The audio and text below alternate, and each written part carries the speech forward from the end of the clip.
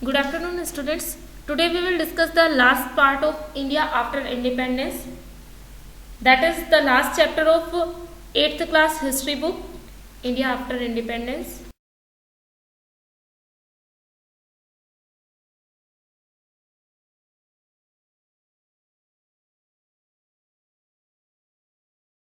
In the previous videos, we have discussed about the challenges which were faced by Indian people after getting independence, and how was our constitution framed and how the new states were framed has been discussed in our previous videos. So, in this last video of India after independence, we will discuss about the foreign policy and the nation 60 years on. Foreign policy.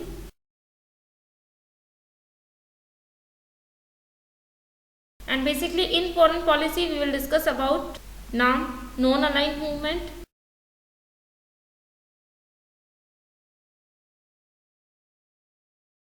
SAARC, South Asian Association for Regional Cooperation, and after it we will discuss about Panchsheel principles.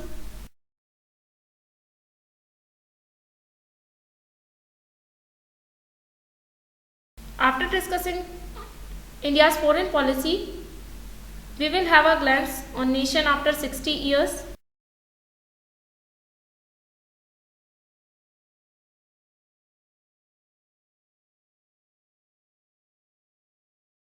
We know India gained freedom soon after the devastations of the Second World War. At that time, as we know, India gained freedom soon after the devastations of the Second World War.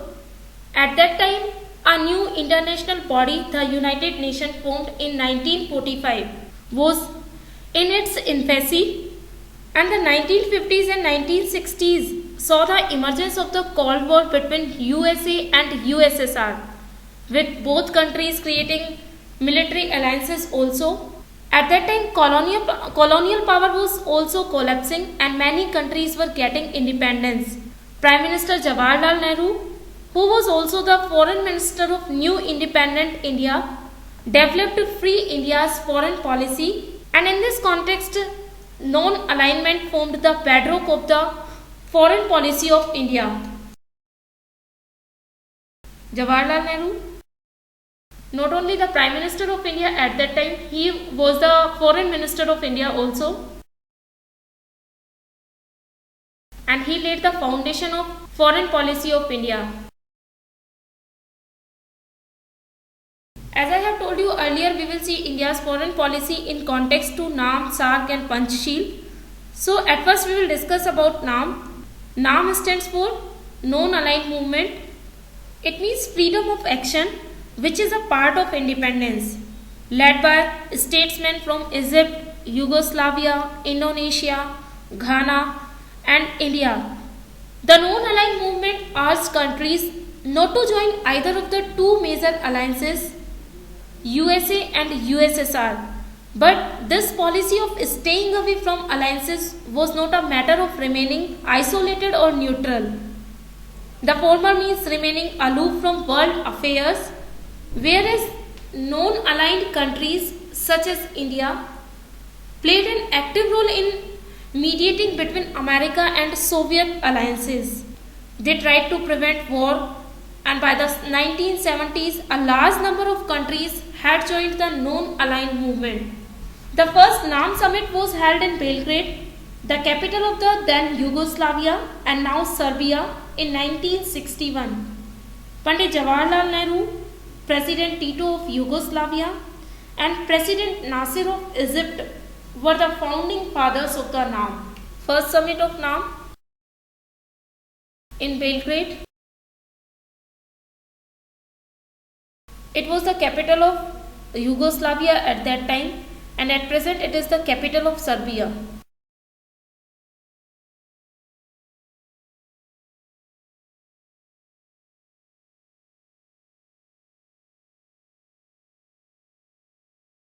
Presently,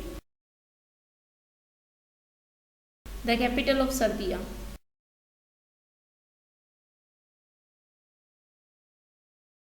And this was held in 1961. And there are 3 forefathers of NAM, or we can say founding fathers of NAM.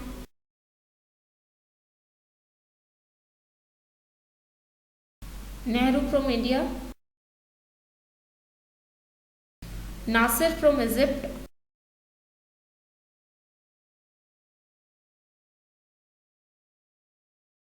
and Tito from Yugoslavia.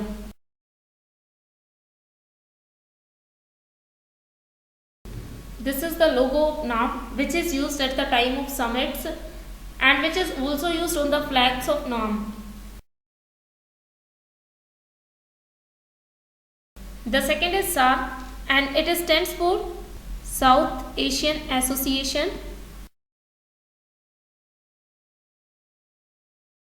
for Regional Cooperation.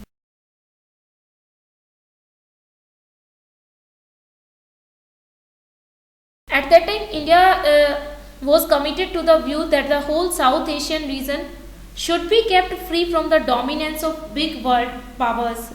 Presently, there are 8 members of SAARC, but when the SAARC was founded, at that time there were 7 members. Afghanistan became the member of SAARC in 2007, and at present SAARC has 8 members: Pakistan, Nepal, Bhutan, Bangladesh, Sri Lanka, Maldives, India, and Afghanistan also. It became the member of SAARC in 2007. The proposal of setting up a regional body was first made by the late President of Bangladesh, Zia-ur-Rahman, between 1977 and 1980s. The first summit of the member countries, or we can say the first summit of SAARC, was held in Dhaka in December 1985, whereas the headquarters of SAARC is in Kathmandu, the capital of Nepal. First summit in Dhaka, that is the capital of Bangladesh. This was held in 1985, December 1985, and headquarters is in Kathmandu.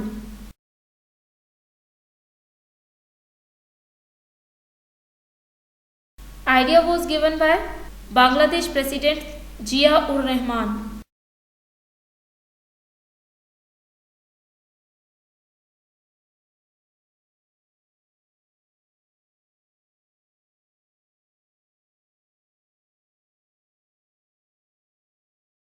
SAARC has been established with the objectives of the mutual economic social development of member states, and the principles of SAARC are like respect for sovereignty, territorial integrity, political equality, and independence of all member states, non-interference in the internal matters, cooperation for mutual benefit, and all decisions to be taken unanimously.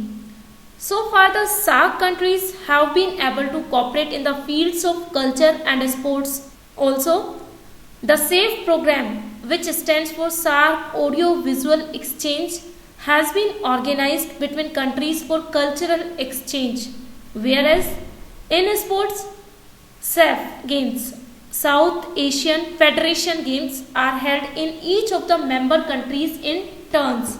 So we can say SAARC is not only organized for political reason, but it is also used as a ground for promoting culture of South Asian countries.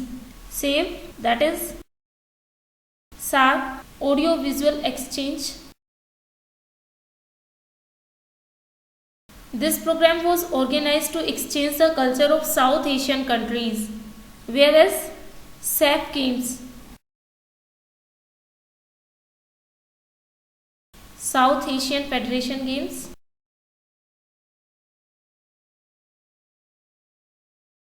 these games are generally held to improve the relations and to maintain the relations harmoniously.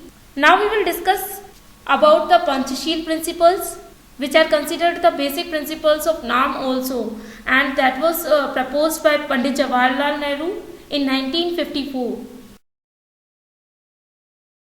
India's determination to pursue the policy of non-alignment and consistent effort for peace reached its climax when she proclaimed the principles of peaceful coexistence in 1954, and 5 principles were embodied in its preamble, and these are: the first is mutual respect for each other's territorial integrity and sovereignty. The second is mutual non-aggression. The third is mutual non-interference in each other's internal affairs. Fourth is equality and mutual benefit. And the last one is peaceful coexistence.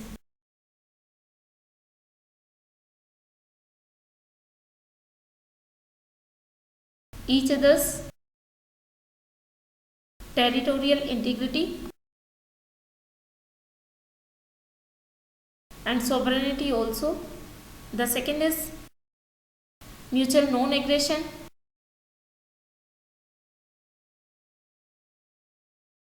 Third is non-interference in internal matters.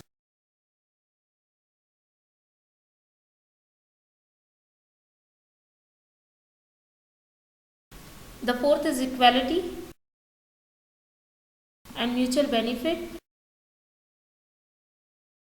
And the last one is peaceful coexistence.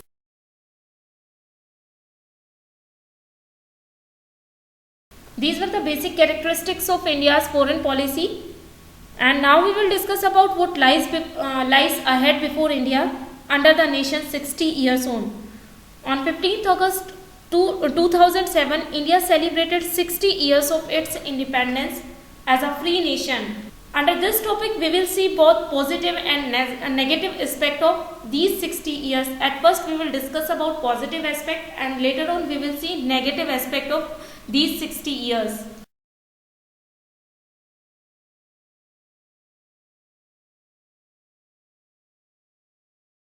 Positive aspect. The first positive aspect of India's policy is that it is still united and remained democratic also.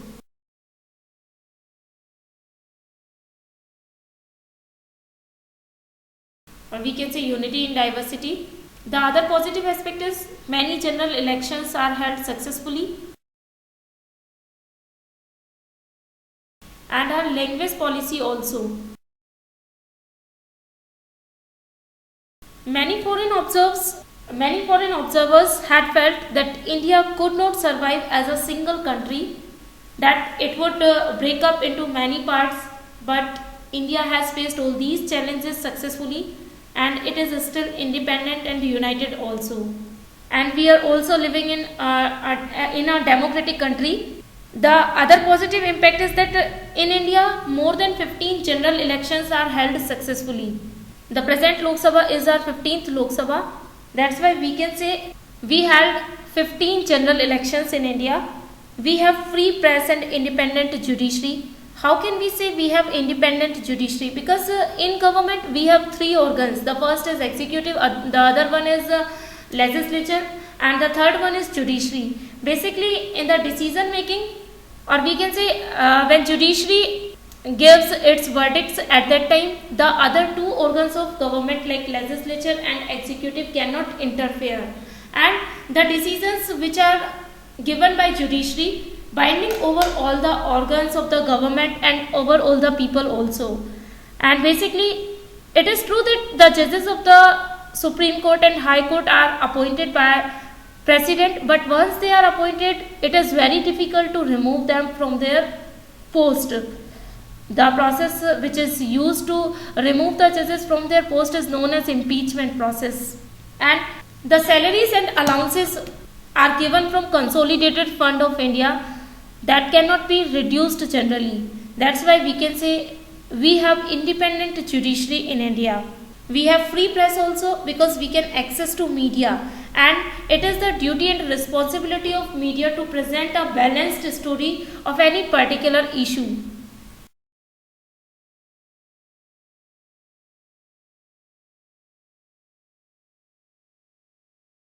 Finally, we can say that in India people speak different languages or practice different faiths, but it has not come in the way of national unity.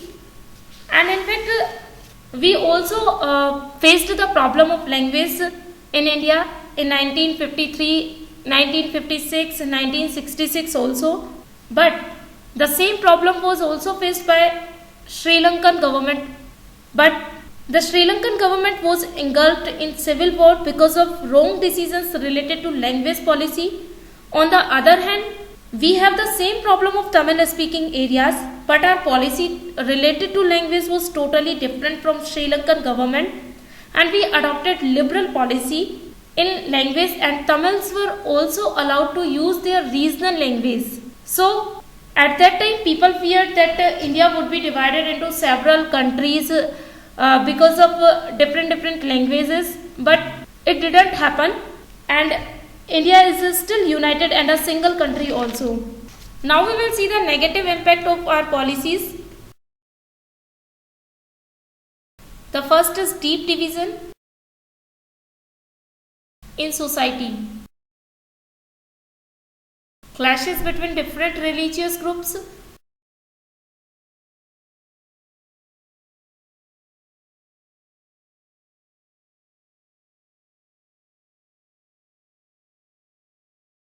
Divisions on economic basis.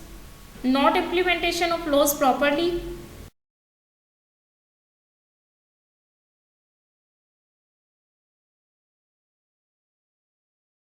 On the other hand, we can see deep divisions persist in India. Despite constitutional guarantees, the untouchables, or as they are now referred, Dalits, faced violence and discrimination. In many parts of India, or we can say in many parts of rural India, they are not allowed access to water sources, temples, parks and other public places also.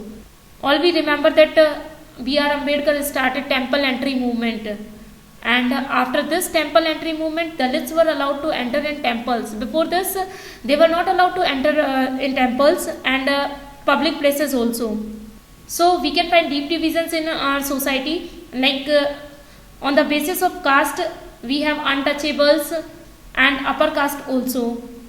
And despite the secular ideals enshrined in the constitution, we can see clashes between different religious groups in many states, between Hindus and Muslims, between Hindus and Christians, and above all, as many observers have noted, the gulf between the rich and poor has grown over the years.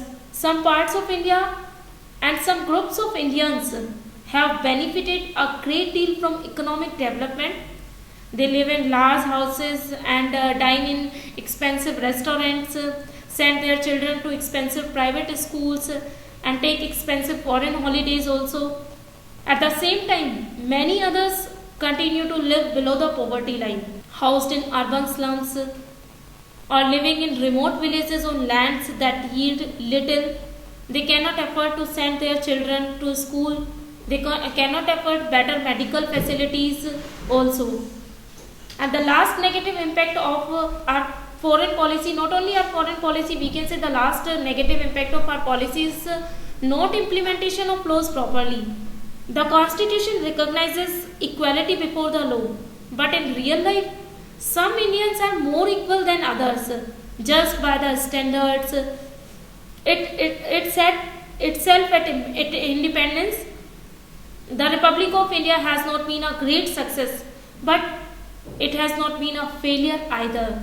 So now it's our duty to make it successful, and one should aware about one's rights and one's duties also. And in this situation, we can make our republic successful and live long also.